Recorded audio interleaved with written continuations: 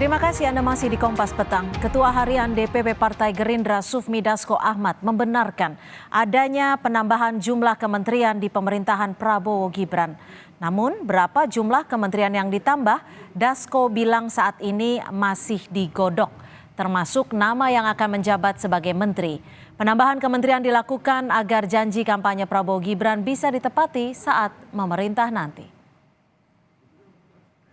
Berapa jumlah sampai dengan sekarang masih kita simulasikan bahwa penambahan kementerian itu adalah untuk optimalisasi daripada tugas-tugas kementerian dalam rangka kita itu memenuhi janji kampanye.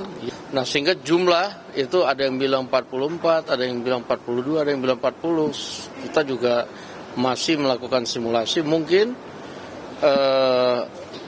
nomenklatur maupun orang itu baru akan final H-7 atau H-5 kali mungkin begitu. Ketua MPR yang juga politisi Partai Golkar, Bambang Susatyo, mengaku mendengar jumlah kementerian di pemerintahan Prabowo Subianto sebanyak 44 pos.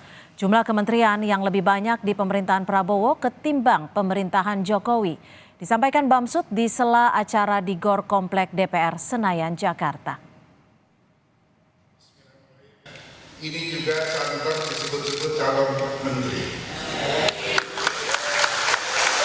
Pembicaraan di banyak warung kopi, PAN dapat kursi 5 menteri.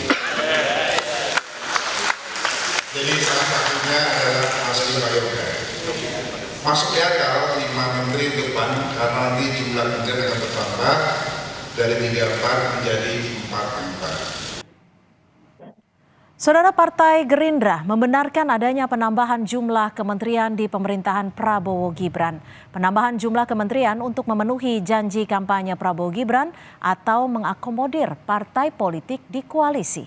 Kita berbincang dengan juru bicara Prabowo Subianto, Daniel Anzar Simanjuntak, dan juga Direktur Parameter Politik Indonesia, Adi Prayitno. Selamat sore Mas Adi, Bang Daniel, terima kasih sudah bergabung bersama kami di Kompas Petang. Selamat sore Mbak, Assalamualaikum. Waalaikumsalam warahmatullahi wabarakatuh. Bang Daniel, jadi benar ya 44 kursi menteri seperti yang disampaikan Bambang Susatyo? Terkait dengan jumlah, saya tidak tahu persis dan kami semuanya belum ada yang tahu terkait dengan jumlah persisnya. Tapi bila ada penambahan jumlah kursi menteri, betul seperti disampaikan juga oleh Pak Ketua Harian, Pak Sufmi Dasko, memang yang sedang dilakukan oleh Pak Prabowo bersama dengan tim kecil beliau itu adalah melakukan verifikasi program-program dan janji kampanye Pak Prabowo pada saat Pilpres yang lalu. Sehingga apabila ada program yang tidak bisa di-cover oleh kementerian yang existing pada saat ini, maka mungkin dibutuhkan badan baru yang untuk mengurusi program-program tersebut. Contohnya ya seperti Badan Gizi yang akan mengcover program makan siang bergizi. Dan pun demikian dengan kementerian-kementerian yang lain. Bukan sekedar hanya penambahan, tapi juga bisa jadi ada yang digabungkan, ada yang disatukan dan sebagainya. Untuk ada yang dipisahkan begitu. Untuk memastikan program-program Pak Prabowo bisa lebih akseleratif sesuai dengan kebutuhan agenda pembangunan Pak Prabowo 5 tahun ke depan. Mbak. Bang Daniel, ini kan Bamsud juga sempat menyinggung sejumlah nama nih seperti Pak Nusron dan juga Viva Yoga yang bakal masuk dalam kabinet. Ini penambahan jumlah menteri untuk memenuhi janji kampanye saja atau seperti apa?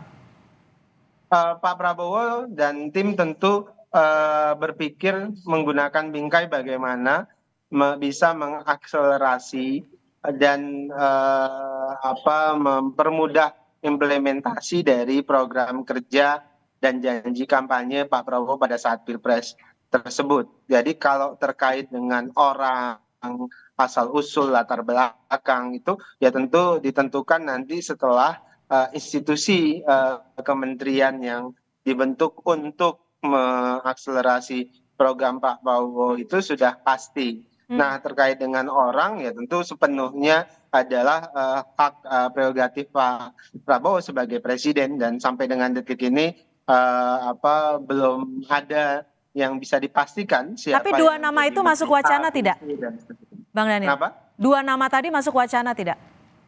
Jangankan dua nama tersebut, Mas Adi Prayitno saja bisa masuk dalam radar untuk menjadi menteri. Jadi Oke. saya pikir semuanya bisa punya peluang untuk menjadi menteri di kabinet Pak Prabowo nanti. Mas Adi, ini bocoran yang disampaikan Bambang Susatyo ini apa yang bisa Anda baca? Apakah memang benar penambahannya akan sampai di 10 pos kementerian lebih? Karena sebelumnya kan kita di 34 pos kementerian. Ya, saya kira dua hal. Kalau soal penambahan jumlah kementerian, saya kira ini sudah menjadi informasi secara umum yang sudah bisa dikonfirmasi melalui berbagai info ya, bukan hanya di kalangan media, tapi di kalangan pegiat-pegiat politik juga sudah mulai ramai soal bagaimana kemungkinan Prabowo Subianto itu akan menambah sejumlah kementerian, terutama untuk mengamankan bagaimana program-program mercusuar, program-program strategis Prabowo itu lebih mudah untuk bisa diaplikasikan dan lebih gampang untuk dikawal. Misalnya soal Kementerian Makan Gizi Gratis gitu ya, terkait dengan ketahanan pangan dan seterusnya. Saya kira itu memang butuh nomenklatur baru yang saya kira bahwa Pak Prabowo itu butuh style dan apa namanya ya, merek politik yang sebenarnya sesuai dengan janji politiknya. Tapi yang kedua memang penambahan sejumlah kementerian ini tak bisa dilepaskan dari keinginan Prabowo yang disinyalir oleh publik sebagai upaya untuk mengakomodasi begitu banyak kepentingan politik. Politik merangkul inilah sepertinya memang membutuhkan pos-pos baru yang mesti mengakomodasi begitu banyak menteri yang itu juga berasal dari partai-partai yang kalah dalam Pilpres. Tapi bagi saya sebenarnya, Mbak Cynthia, secara prinsip mau menterinya 40, mau 44 ataupun 50, yang paling penting ada rasionalisasinya kepada publik. Rasionalisasi yang pertama tentu adalah untuk mempercepat bagaimana visi misi dan janji politik Prabowo itu bisa diterjemahkan. Jangan sampai misalnya dengan banyaknya jumlah kementerian yang akan ditambah, justru pergerakan dan akselerasinya itu tak bisa dimaksimalkan. Ya. Misalnya bisa menuntaskan visi misi begitu cepat, tapi justru akan memperlambat karena begitu banyak beban yang Oke. akan ditanggung ya. Dalam konteks itulah saya kira rasionalisasi ini yang saya kira penting dijelaskan kepada publik. Publik kan taunya ingin bagaimana semua dari Prabowo ini adalah Ya. menteri yang kemudian bisa bekerja cepat, semua persoalan-persoalan kebangsaan itu bisa tuntas, termasuk proyek-proyek mercusuar yang berbau kebijakan populisme seperti makan siang gratis dan seterusnya itu bisa diterjemahkan secepat mungkin. Orang Oke. tidak lagi berdebat seberapa banyak jumlah menteri itu. Bukan jumlah banyak pos kementeriannya ya. Bang Daniel, ini kalau memang betul nantinya akan 44 pos kementerian, artinya ada penambahan sekitar 10 pos kementerian. Ini jumlahnya tidak cukup banyakkah? Apakah memang rasional? Begini, pertimbangan Pak Prabowo bukan terkait dengan jumlahnya, Mbak. Yang pertimbangan utama Pak Prabowo adalah pertama, apakah semua program beliau ketika disampaikan sebagai janji kampanye di Pilpres yang lalu itu bisa diakomodir. Nah, kalau kemudian bisa diakomodir, tentu cukuplah sekian banyak, kira-kira begitu kementerian. Nah, itu pertama. Kemudian ini terkait dengan tadi program. Kemudian yang kedua, ini juga terkait dengan jumlah itu terkait dengan efektivitas dan efisiensi dari pelaksanaan program. Ada fokus, refocusing juga terkait dengan berbagai program. Nah, kita sadar betul misalnya ketika kritik-kritik datang bahwasannya ketika institusi terlalu gemuk itu punya potensi pengawasan yang bisa lemah, ada potensi korupsi yang juga bisa terbuka lebar. Nah, itulah yang juga menjadi perhatian khusus Pak Prabowo. Nah, di sisi lain misalnya untuk menjawab efisiensi, Pak Prabowo juga akan fokus untuk memperkuat institusi pendapatan. Institusi pendapatan yang saya maksud adalah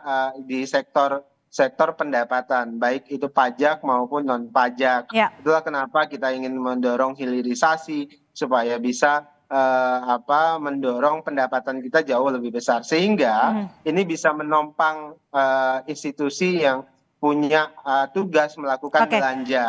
Maaf, Bang Daniel, saya potong. Bisa di cover secara baik oleh mereka yang bertugas mengakumulasikan pendapatan negara. Ya, Bang Daniel, tapi di sisi lain yang dikhawatirkan adalah jika pos kementerian ini banyak, dikhawatirkan hanya untuk jatah bagi-bagi kursi. Tapi juga ada wacana bahwa Pak Prabowo akan membentuk kabinet Zaken. Ini dipastikan akan terjadi ya? Akan diisi oleh para pakar dan ahli, bukan untuk bagi-bagi kursi ke parpol?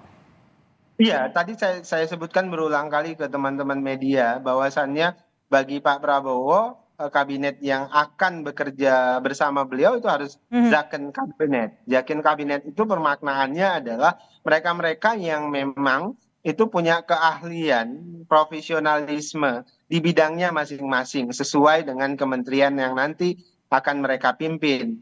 Terlepas mereka berasal dari partai politik atau di luar partai politik, itu bukan problem. Yang jelas yang menjadi syarat utama Pak Prabowo itu adalah mereka harus orang yang punya kompetensi tinggi, kemudian punya integritas, dan yang berikutnya juga saya ke Mas Adi. Tidak kalah penting, dia harus loyal. Mas Adi, kalau memang RUU Kementerian Negara ini pasal 15 akan disetujui nantinya, ini pemerintah tidak dibatasi 34 pos kementerian. Ini ideal tidak sih dengan peraturan ini? Ya, saya kira memang ini adalah postur kabinet yang sangat tambun ya dibandingkan dengan jumlah kementerian di periode-periode sebelumnya. Karenanya di awal saya mengatakan ini perlu eksplanasi dan penjelasan yang rasional yang bisa diterima oleh publik. Apa urgensi dan pentingnya pos-pos menteri itu ditambah dari 34 jadi 40, 42, 44 atau entah berapa sesuai dengan kebutuhannya. Jangan sampai memang ada kesan yang kemudian muncul secara liar bahwa penambahan pos menteri ini tidak lebih dan tak sekedar hanya ingin untuk mengakomodasi begitu banyak kepentingan partai yang ingin bergabung dengan Pak Prabowo dan Gibran. Kan itu yang kemudian lebih mengemuka perdebatannya.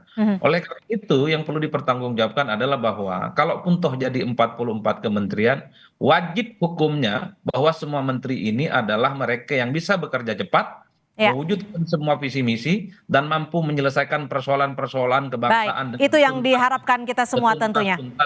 Itu saja kuncinya. Baik, terima kasih Mas Adi Prayitno dan juga Bang Daniel Anzar Simanjuntak sudah bergabung bersama kami di Kompas Petang. Selamat sore.